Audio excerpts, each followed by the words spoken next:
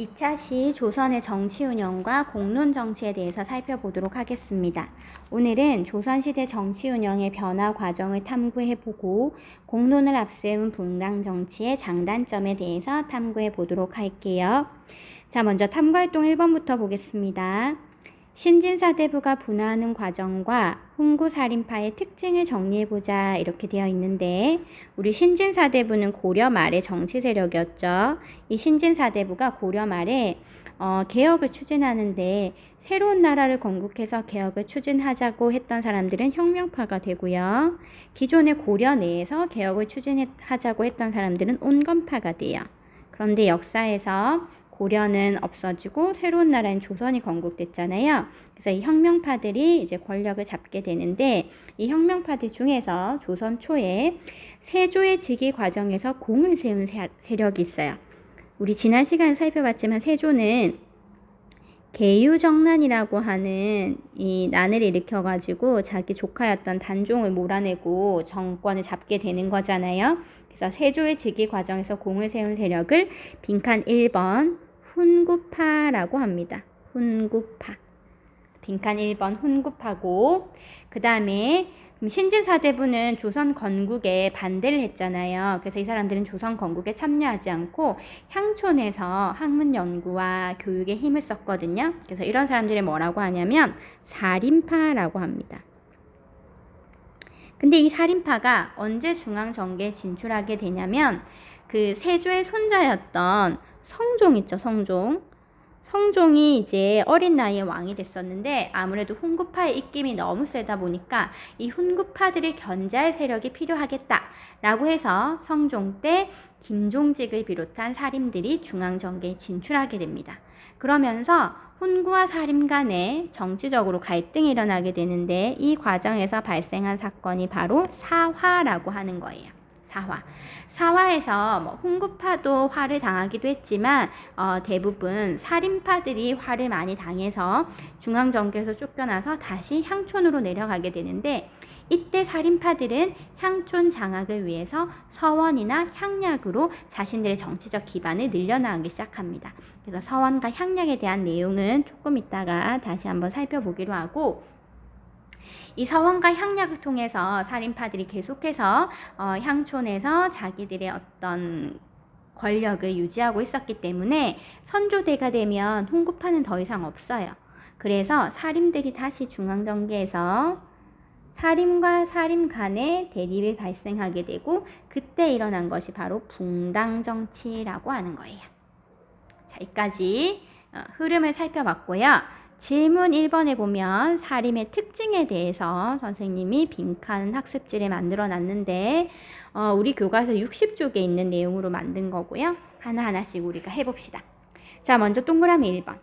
살인은 조선 건국에 참여하지 않고 어디에서 학문 연구와 교육에 힘썼냐면 빈칸 3번 향촌이요. 향촌에서 학문 연구와 교육에 힘을 썼죠. 그리고 이 사람들은 정몽주와 기일제의 학통을 계승했어요. 옆에 살인의 계보도를 보면 정몽주와 기일제가 나와 있죠. 자, 정몽주 여러분 어떻게 연상하시면 좋을 것 같냐면, 그 정몽주는 신진사대부 중에서 온건파의 대표 주자예요. 이 사람은 조선 건국에 찬성하지 않았기 때문에 태조 이성계 아들이었던 이방원이 정몽주를 선주교에서 제거하거든요. 그런 거를 연상하시면 온건파, 신진사대부 중에서 온건파들이 살인이 되는 거구나 하고 연결하실 수 있겠죠. 그렇죠?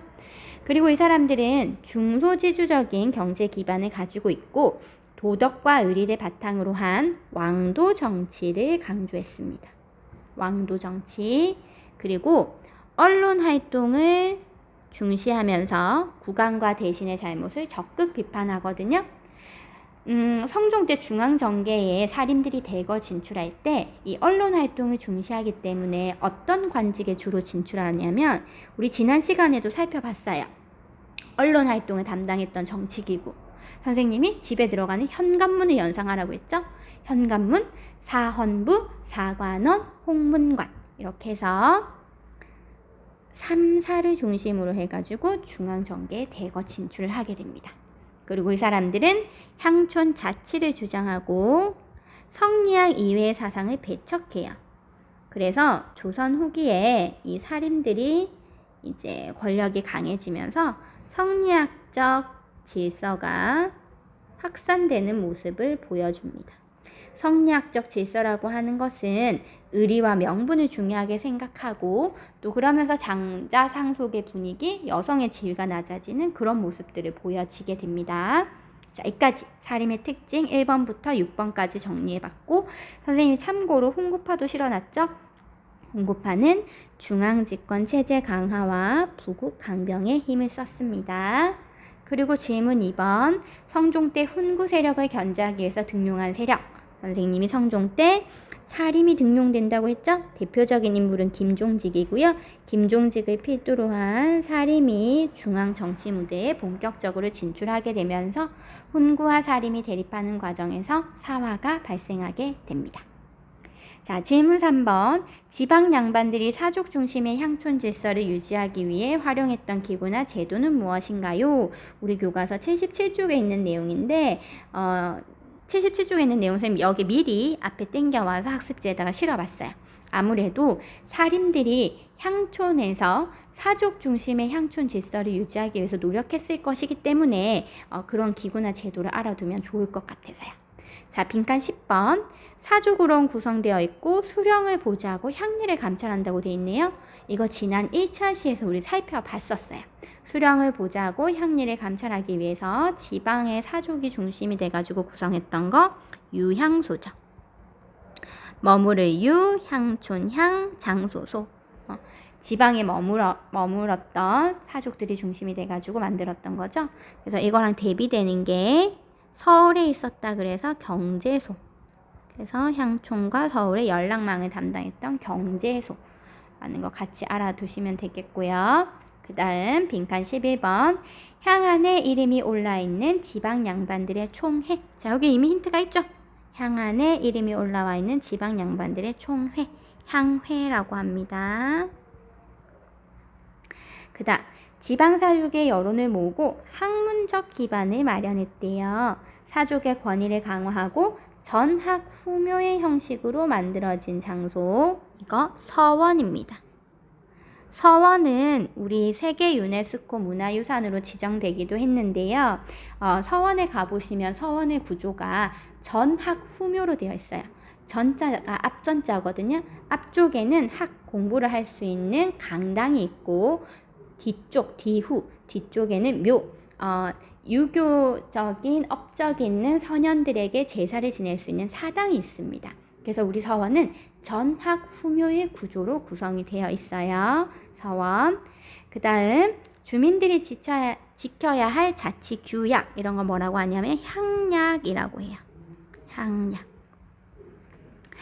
이렇게 유양소, 향회, 서원, 향약 이거를 중심으로 사족 중심의 향촌 질서를 유지하는데요.